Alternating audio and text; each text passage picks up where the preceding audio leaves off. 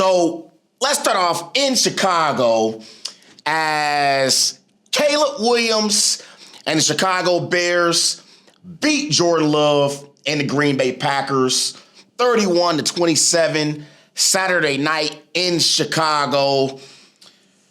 For the Bears, Caleb Williams, he went 24 for 48. He threw for 361 passing yards, 2 touchdowns, 2 interceptions. Those 361 passing yards, those are the most passing yards in a playoff game in Bears history.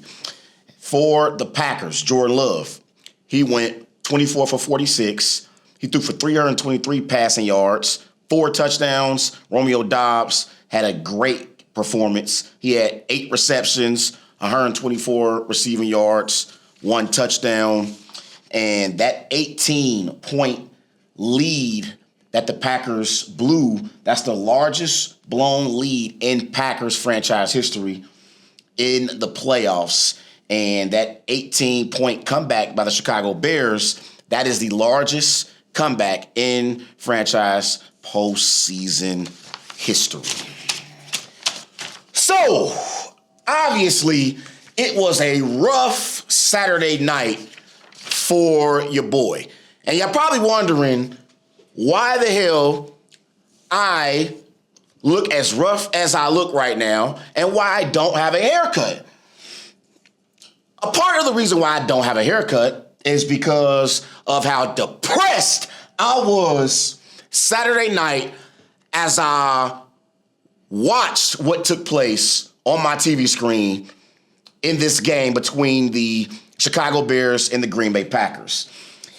And for me, there are 3 people to blame for the Packers' collapse to the Bears.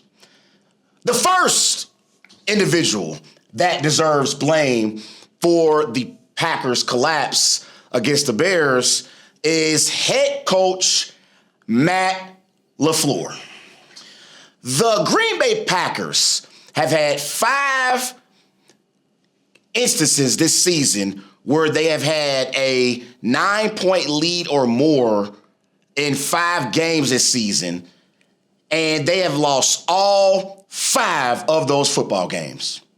So this has been a pattern with Matt Lafleur this particular season. It's been 5 times where the Packers have had a 9-point or more lead in 5 games, and they lost all 5 of those games. And so for me, Matt Lafleur has not shown an ability to have that killer instinct as an NFL head coach, and that is an issue.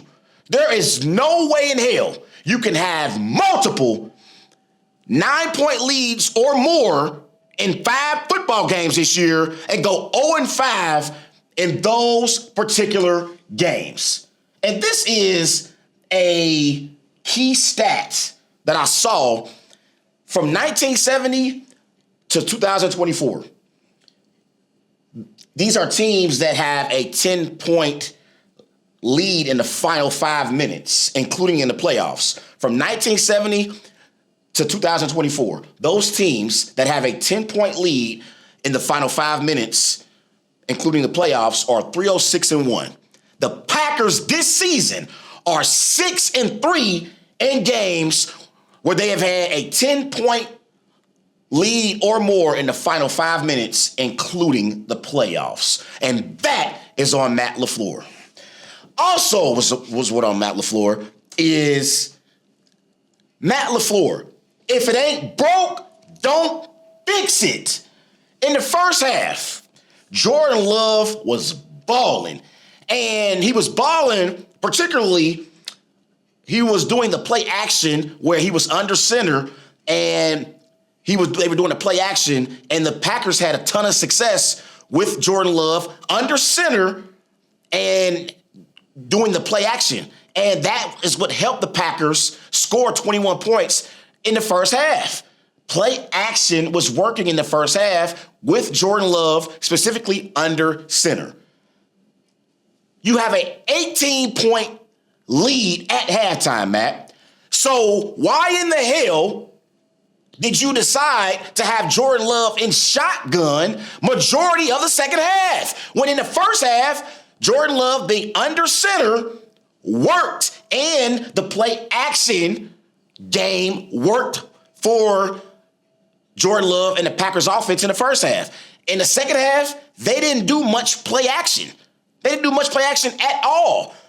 And to me, Josh Jacobs is a great running back, but he's a better running back when you hand the football off to him when Jordan Love is under center compared to when it's in shotgun. I think Josh Jacobs does a better job as a running back when he receives the football when Jordan Love is under center compared to Love handing him the football off under, like, when it's a shotgun. So to me, I thought in the first half, Matt Lafleur did a great job with Jordan Love and the play calling, with having Jordan Love under center and doing the play action. In the second half, he got away from that. Made no sense. Also, Matt LaFleur's clock management was terrible in the second half. It was terrible. There was an instance in the fourth quarter on the Packers' second to last possession. The Packers are on the Bears' 21-yard line. It's 3rd and 10. The Packers call a timeout, which I don't like.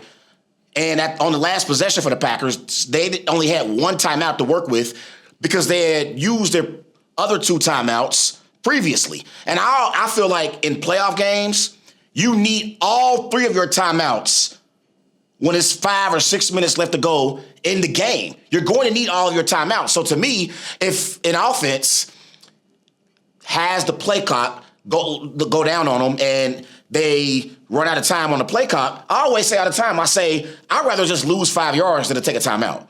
I say it all the time, just take the penalty, take the delay of game, lose your 5 yards, because your timeouts to me are more valuable than that 5 yards in playoff games. But nevertheless, back to this situation.